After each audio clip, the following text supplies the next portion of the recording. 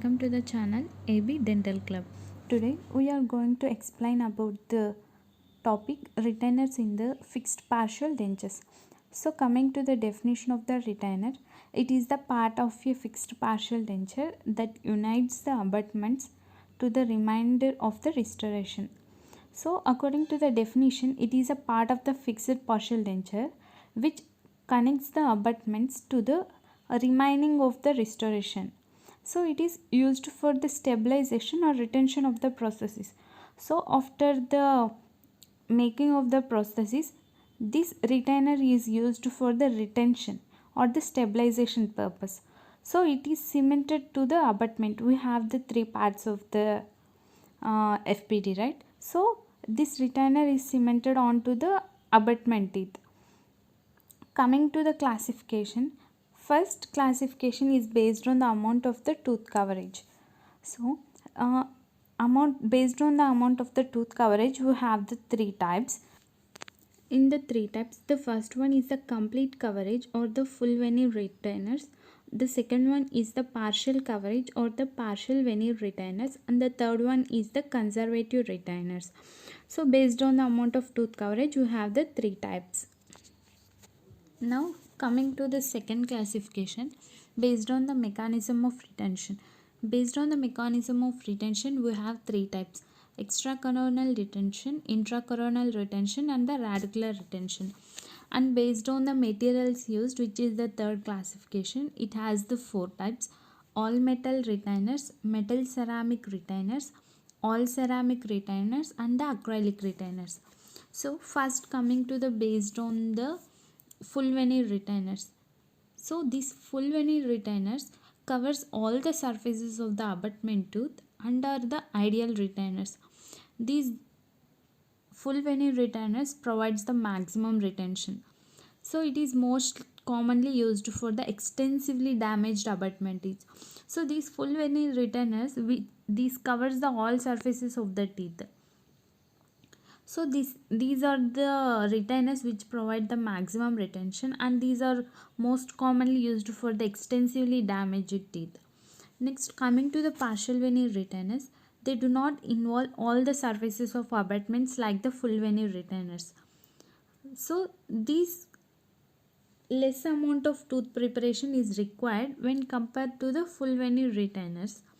And these partial veneer retainers have the superior aesthetic properties, and it provides the less retention somewhat when compared to the full veneer retainers. And depending on the surface area covered, these partial veneer retainers are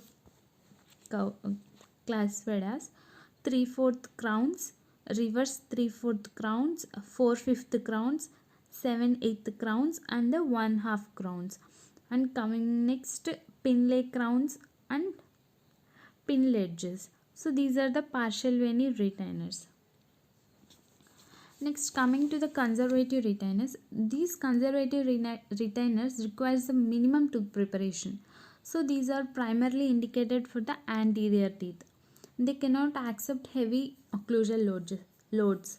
Example, resin bonded FPD. So these conservative retainers requires minimum tooth preparation, and these primarily indicated for the anterior teeth. So these conservative retainers does not accept the heavy occlusal loads. So coming to the next, extracoronal retainers. These extracoronal retainers obtain the retention from the external surface of the coronal part of the abutment teeth.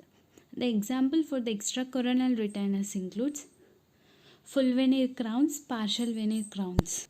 Coming to the intracoronal retainers, these obtain the retention within the coronal portion of the tooth structures. The intracoronal retainers examples includes the inlays and outlays. Coming to the radicular retainers, these obtain the retention within the root of the abutment teeth. Next, coming to the all metal retainers, these can be either partial or full coverage. So the all metal retainers provides the good strength, and these are commonly used for the posterior abutment teeth. So this requires tooth preparation, minimum tooth preparation. Next, coming to the metal ceramic, these are most commonly used when compared to the others, and these are indicated in both anterior and the posterior teeth. So this requires more tooth preparation than the all metal type. So these ceramics can be either a phasing a coverage or full coverage. Next, coming to the all ceramic. These all ceramic are more aesthetic and requires the maximum tooth preparation. And the strength in long span in FPD is questionable. Next, coming to the acrylic. These are used for the temporary FPDs because of poor strength, color instability, and inadequate wear resistance and poor tissue response. These are not used for the permanent FPDs purpose.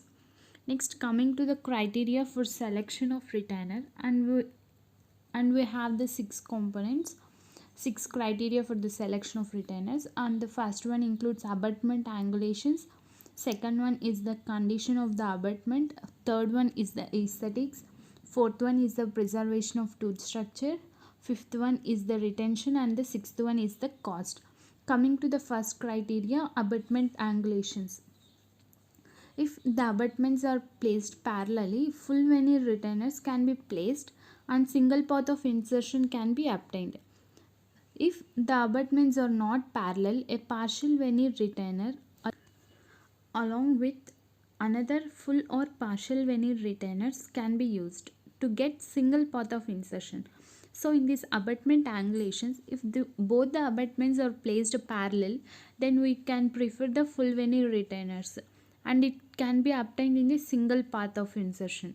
If the abutments are not parallel, a partial veneer retainer along with another full or partial veneer retainer should be used because we require the single path of insertion retainer. So next, coming to the condition of the abutment. If abutment is in the good condition, partial veneer retainer is used.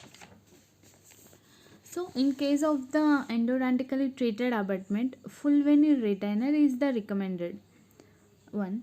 If abutments are weak periodontically with the root exposure, conservative resin bonded retainers are indicated. Coming to the third criteria, aesthetics.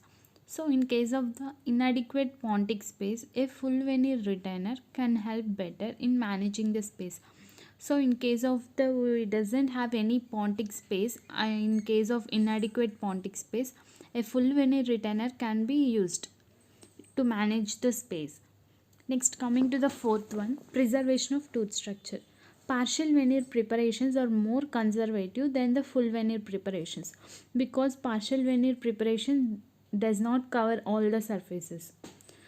Next, buccal or facial surfaces of the teeth should be preserved for natural aesthetics because these facial and the buccal surfaces are visible to the outside environment. Coming to the fifth criteria, retention. Molar exerts more force than the premolar, thus it requires more retention as we already know. Longer the FPD span, so the greater the retention required. Full coverage retainers offer the better retentions. Next, coming to the next criteria, cost. Full veneer all ceramics for anterior teeth is preferred, but these are expensive. Then metal ceramics and phasing retainers. Metal ceramics for anterior region is used and all metal restorations for the posterior teeth are used. So hope this will make you understand the retainers in the FPD easier. Thank you.